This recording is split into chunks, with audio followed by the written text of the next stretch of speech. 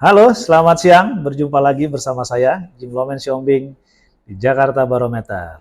Siang hari ini saya awali dengan mengucapkan selamat merayakan Idul Fitri buat teman-teman yang merayakan. Semoga persaudaraan saling memaafkannya benar-benar terwujud. Oke, setelah libur Lebaran, saya ingin ngajak teman-teman melihat situasi yang ada. Yang pertama yang saya harus soroti itu adalah tentang pelayanan pelayanan air minum di DKI Jakarta, Pamjaya berarti. Nah, sebelum ke sana, saya ingin mengatakan bahwa pada saat bulan puasa kemarin ada FGD, Forum Group Discussion, tentang pelayanan air di Jakarta. Dihadiri oleh Direktur Utama, wah keren kan? Terus kemudian kalau nggak salah Koordinator Staf Khusus Gubernur DKI, lalu ada teman-teman aktivis. Nah, kenapa saya bicara ini? Karena pada saat FGD kemarin memang saya hadir.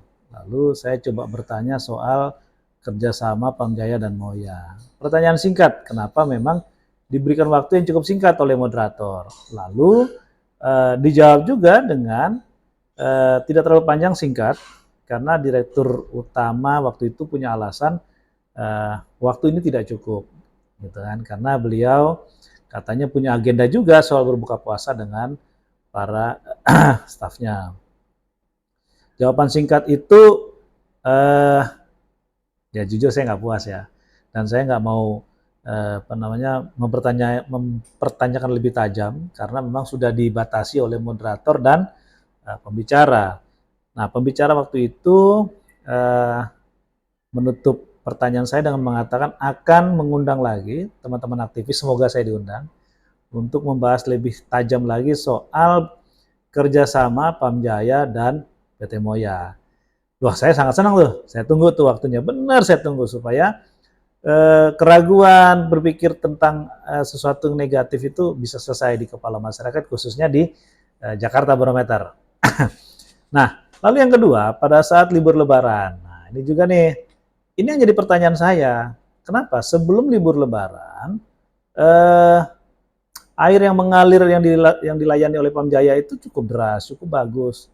Tapi ketika libur Lebaran masuk, airnya kok jadi nggak deras ya? Ya jalan sih, cuma nggak seperti biasanya gitu kan. Ini curah, bukan curah ya. Yang turun ke kita itu, ke rumah itu kok nggak tidak sederas. Padahal kan banyak yang mudik. Jadi kalau banyak yang mudik, maka penggunanya juga tidak terlalu banyak.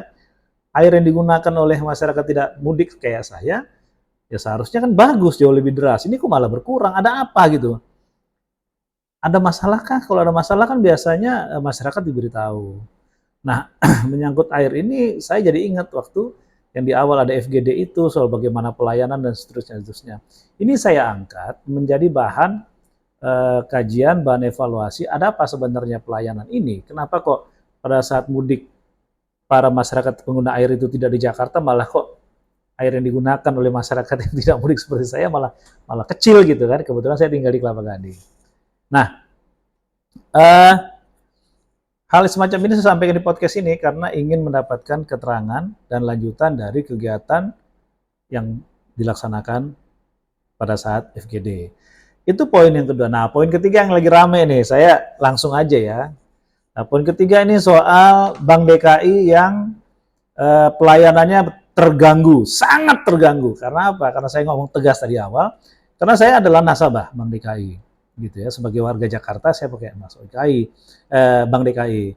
Nah, saya kira waktu itu menjelang beberapa hari libur Lebaran, saya sudah menggunakan layanan yang ada di Bank DKI melalui handphone, melalui aplikasi. Waktu itu kalau nggak salah saya mau bayar sesuatu mulai QRIS gitu ya. Tiba-tiba nggak bisa sampai 3 kali. Aduh, saya pikir jaringan. Sampai saya pakai WiFi di tempat yang saya lagi mau bayar juga nggak bisa. Ya sudahlah. Akhirnya tergopoh-gopoh, saya harus mencari ATM Bank DKI yang sebenarnya tidak seperti bank-bank swasta yang lain, banyak di mana-mana di di Indomaret, di Alfamaret, ya, dimanapun ada. Sedangkan Bank DKI kan tidak, sangat terbatas. Kebetulan tempat itu sangat jauh, aduh teman. Beruntungnya tempat yang saya belanja itu mau mengerti. Saya cari sekitar setengah jam, saya balik, saya ambil di anjungan tunai ya. Anjungan tunai Bank DKI, akhirnya setelah itu saya kembali, saya bayar. Nah, keesokan harinya saya pikir itu hanya masalah saat itu ya. Keesokan harinya saya beraktivitas kembali, lalu saya isi bensin Pertalite. Biasanya saya menggunakan QRIS juga bisa, menggunakan ATM juga bisa, tapi kali itu sama seperti hari yang lalu, kemarin itu nggak bisa dua-duanya. Waduh. Lalu posisi saya juga untuk mencari bank ATM DKI juga sulit. Akhirnya apa yang saya lakukan? Ya saya gade deh ATM saya, KTP saya di pom bensin. Beruntung orang pom bensinnya bisa ngerti. Nah, setelah itu saya pergi, lalu saya cari ATM Bank DKI yang juga cukup jauh dari SPBU, mengambil, lalu balik lagi ke pom untuk membayar dan mengambil KTP saya. Nah, belakangan sampai saya buat podcast ini pun juga tidak bisa digunakan. Kenapa sampai saya buat podcast ini? Saya tergelitik, saya terganggu dengan statement ya beberapa orang gitu yang mengatakan begini, bukan terganggu ya. Akhirnya saya cukup simpatik dengan pengawasan yang dilakukan oleh anggota DPRD DKI yang mengatakan bahwa ada gangguan dari pelayanan Bank DKI dan seterusnya. Saya langsung, oh ini benar. Ini adalah kerja dewan yang tepat, tidak layak untuk dilihat dari sisi politik. Ini ingat, ini tugas dewan. Saya nggak peduli lah partainya apa. Nah, setelah itu ada beberapa pemerhati, entah apalah namanya itu, membantah ucapan itu di media juga, gitu kan, mengatakan ngawur lah bahwa statement itu mengancam pelayanan para pengguna UMKM. Saya ketawa dalam hati gue, aduh, nih orang mbok tahu diri dulu, cari tahu gitu kan. Tapi akhirnya dalam itu saya terbantah aja. Saya katakan, saya ini pengguna ATM Bank DKI dan ini benar gitu ya. Kenapa saya ketawa? Ya akhirnya ya orang-orang yang membantah itu ya saya pikir kok kerdil gitu. Kok kayak makan cabai gitu, sekali makan langsung pedas, nggak lihat dulu persoalannya apa gitu kan. Toh yang juga membantah ini posisinya benar sebagai anggota DPRD loh, yang harus mengawasi kinerja Pemprov DKI dan seluruh stakeholdernya termasuk BUMD tentunya. Nah, lalu muncul lagi berita bahwa mengatakan ini dihack segala macam. Saya tambah ketawa, tapi saya nggak nanggapi, saya ketawa dalam hati. Ya ampun, kenapa? Kalau ada hacker yang bekerja melumpuhkan salah satu lembaga, apalagi bank, itu kan pasti sudah heboh. Satu. Yang kedua, dia ngapain juga hacker itu menghacker lebih dari 1 minggu. Kalau itu terjadi, berarti sudah ras Bank DKI itu. Uangnya udah habis. Ini enggak. Kenapa? Saya nggak punya uang banyak di Bank DKI, tapi tadi pagi akhirnya saya tahu masih masih bermasalah. Sebelum saya beraktivitas, saya keluar, saya cari ATM, saya ambil duit, rupanya masih ada kan gitu. Berarti ini nggak dihack gitu loh. Kalau dihack sama sekali nggak bisa digunakan. Artinya apa? Memang pelayanan Bank DKI ini sangat-sangat mengecewakan belakangan ini. Disinilah butuh pengawasan baik Pemprov maupun anggota DPRD. Jadi masyarakat yang asbun mendingan diam deh, jangan bikin malu ya. Ini kepentingan orang banyak. Kalau memang membela UKM sudah terganggu dengan menggunakan sistem transaksi Bank DKI. Nah, itu yang saya harap sampai akhirnya saya membuat podcast ini gitu loh. Ini penting untuk bagaimana Pemprov DKI di bawah pimpinan Pramono dan Rano Karno untuk segera melihat bagaimana badan usaha milik daerah itu dikelola dengan baik atau tidak. Untuk melakukan evaluasi, kan nggak salah belum 100 hari. Lihatlah, memang kalau perlu dievaluasi ya evaluasi, ganti. Apakah sistem yang kurang baik, benahi sistem yang baik. Itu baru sesuai dengan apa yang selalu dikatakan Bang Rano. Gak pakai ribet dah, ya kan? Ya udah nggak usah ribet kalau harus mengganti pimpinan BUMD yang memang tidak bisa bekerja maksimal dengan target memberikan pelayanan yang baik.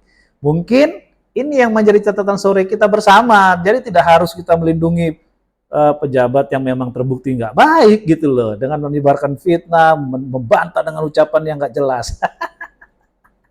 Nah, Yang menarik ya, waktu itu saya juga dapat kiriman di medsos tentang statement salah satu staf khusus, Bang Ciko Hakim mengakui bahwa ada pelayanan yang terganggu dan segala macam. Nah begitu dong, fair dong, jujur. Nah itu baru benar, saya suka gitu loh. Ya lihat staf sus kayak begitu gitu loh. Jangan staf sus yang hadir pada saat diskusi Pamjaya, saya balik lagi. Kenapa saya kurang nyaman? Karena staf sus tersebut ketika bicara langsung menyindir Gubernur Jawa Barat yang membuat gimmick ketika menangani banjir. Saya bilang, loh ini kan gelarnya tinggi ya nih orang ya kan. Tapi kok begini sih statementnya? Ini kan kita hadirnya bukan untuk menyindir wilayah lain. Kita hadir di sini untuk bicara bagaimana Pamjaya dalam melaksanakan kinerjanya, ngapain nyindir kemana-mana. Karena gelarnya profesor, jabatannya bagus. Tapi sudahlah, nggak ke sana. Tapi penting saya harus katakan begini, karena ini demi kinerja Bapak Pramono dan Rano Karno agar masyarakat Jakarta betul-betul dapat merasakan janji kampanye dan dalam pelayanan warga Jakarta. Mungkin itu dulu dari saya. Selamat siang, Jim Lomen bersama Jakarta Barometer. Terima kasih.